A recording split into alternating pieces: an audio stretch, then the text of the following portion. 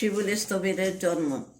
শূন্য শূন্য সর্বজন হয়ে ভক্তিযুত, শিবলির জন্ম কথা শুনিতে অদ্ভুত।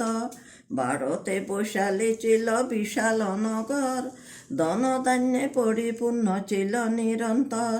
লিচ্ছবি নামেতে এক শক্তিশালী জাতি, বৈশালী রাজ্যেতে তারা করিত বসতি। গণতন্ত্র মতে রাজ্য হইত শাসিত, ধনী দিন সমসূত্রে সুখেতে তাকিত। নাচিল অভাব দুঃখ বৈশালী নগরে, নাহি ছিল হিংসা দেশ লোক পরস্পরে। দেবপম কান্তি ছিল দেহে সবাকার, সেহেতু লিচ্ছবি নাম হয়েছে প্রচার। সে দেশেরও রাজপুত্র মহালি কুমার, ধর্মকর্মে ছিল দৃঢ়মতি তার। সর্বগুণে গুণী ছিল মহাপুণ্যবান, বোধেরও ধর্ময় শুনি লবে দিব্য জ্ঞান। কলিও রাজার কন্যা পরমা সুন্দরী, সুপ্রভাষা নাম তার রূপে বিদ্যাধরী। একদিন সাক্ষ্য রাজ্যে করি আগমন, শিবদের মুখে শুনে ধর্মর ভাষণ। ধর্ম শুনি শ্রোতাপতি লবে মহাজ্ঞান, বুঝিল দুঃখের অন্ত অনন্ত নির্বাণ। অতীতের কর্মসূত্রে হইয়া গতিত, এই দুই নর নারী হইল মিলিত। দহে পরিণয় সূত্রে আবদ্ধ যখন, মণি কাঞ্চনের মত হইল মিলন। মিথ্যা দৃষ্টি মিথ্যা জ্ঞান নাচিল দোহার, দেবদেবী রূপে সদা করয়ে বিহার। যেই দিন সুপ্রভাষা গর্ভবতী হল, পুণ্যবান সত্য ইহা জানিতে পারিল। সেই দিন হইতে আসে নানাই উপহার, রাশি রাশি অত্যয়ার বস্ত্র অলঙ্কার। প্রাতে আসে পঞ্চগারী সন্ধ্যাতে তেমন, দেখিয়া বিস্মিত হল সবাকার মন।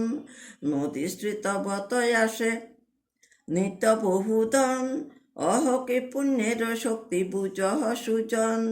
সুপ্রভাষার করে স্পর্শ করাইয়ে যোজন, বীজ ধান্য খেতে মাঠে করিত বপন।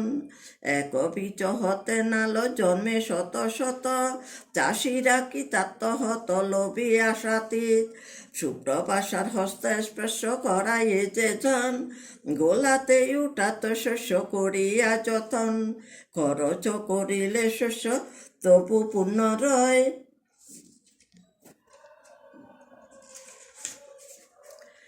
দেখিয়া বৈশালীবাসী মানিল বিস্ময়। এই কি অপূর্ব কথা কবু নাহি শুনি, সুপ্রভাষার গর্ভপুত্র যেন স্পর্শ মনি। এই রূপে রাজ্যেতে পড়ে আনন্দের সারা, রাজরানী পুত্র প্রেমে হল মাতোয়ারা।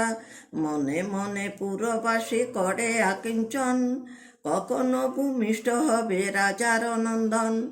ক্রমে ক্রমে 10 মাস 10 দিন গত, তথাপি রাজার পুত্র না হয় প্রসূত।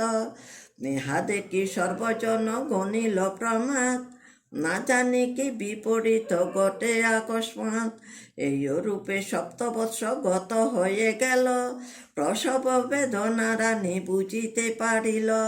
সমগ্র লিচ্ছবি বংশ প্রমাদ গণিল, কর্মের নিগুড় তত্ত্ব কেহ না বুঝিল।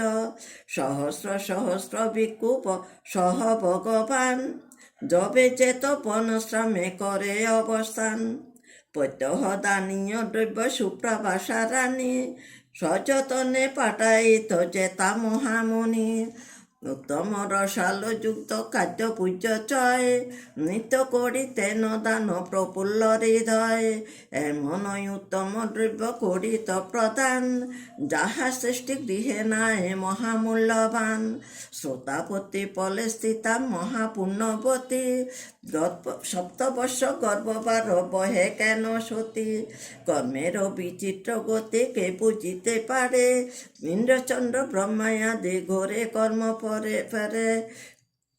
কর্মফলে সাথী সত্যি রামের বর্ণিতা, বাল্মীকির তপবনে ছিল নির্বাসিতা, দাপরে মানব শ্রেষ্ঠ নর নারায়ণ, কর্মফলে বেদ হস্তে হইল নিধন। অতীতের কর্মশক্তি হয়ে সুপ্তাকারে, তাকে সুপ্তাকারে সকলেরও কর্মতত্ত্ব বুঝিতে না পারে। আম্র হতে আম্র জন্মে কাটালে কাটাল, নিম হতে জন্মে নিম মাকালে মাকাল। তাই বলে কর্মফলে হও সাবধান, কর সুচরিত কর্ম হয়ে মতিমান। ভালো কর্মে ভালো ফল, মন্দে মন্দ হয়, কর্মের প্রকৃতি ইহা জানিবে নিশ্চয়। যেয় দিন সপ্তবর্ষ গত হয়ে গেল, তার পরে গর্ভ ব্যথায় উপনীত হল। বাড়িল প্রসব ব্যথা বর্ণনা না যায়, মুচিতা হইয়া রানী পড়িল ধরায়। সাধু সাধু সাধু।